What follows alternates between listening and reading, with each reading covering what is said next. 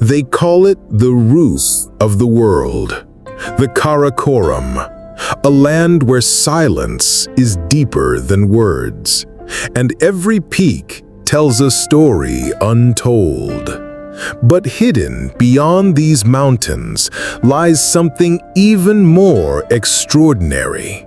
Communities who have lived here for centuries, unseen by the world. What if there's more to these mountains than just their towering peaks?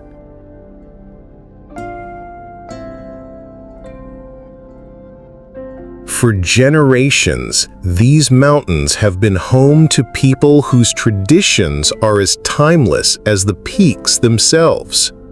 From intricate weaves that mirror the patterns of glaciers, to songs that echo through the valleys, every gesture here is a living memory of ancestors long gone.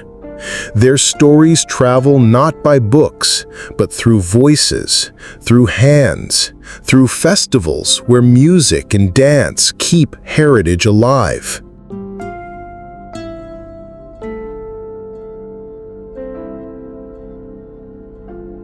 To live here is to live on the edge. Winters bite with a silence that freezes rivers into stone. Yet families rise each morning with resilience. They farm on soil carved from cliffs, grow barley in impossible altitudes, and build homes that breathe with the seasons. Their survival is not by chance, but by wisdom passed down, adapting to the harshest of climates with dignity and strength. The world often sees these mountains as postcards of beauty, peaks to conquer, landscapes to admire.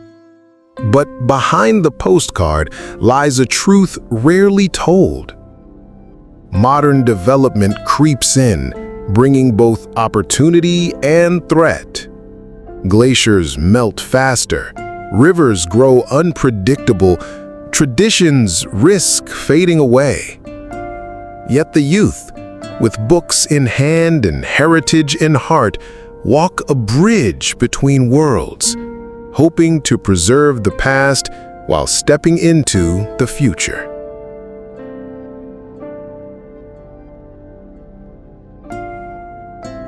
In the shadow of the Karakoram, life is not just survival, it is poetry written in stone, resilience carved in ice, and love woven into every thread of tradition. These mountains are more than a destination. They are living, breathing worlds of human spirit. And as the wind whispers through the valleys, one truth remains. The Karakoram is not only about its peaks, it is about its people.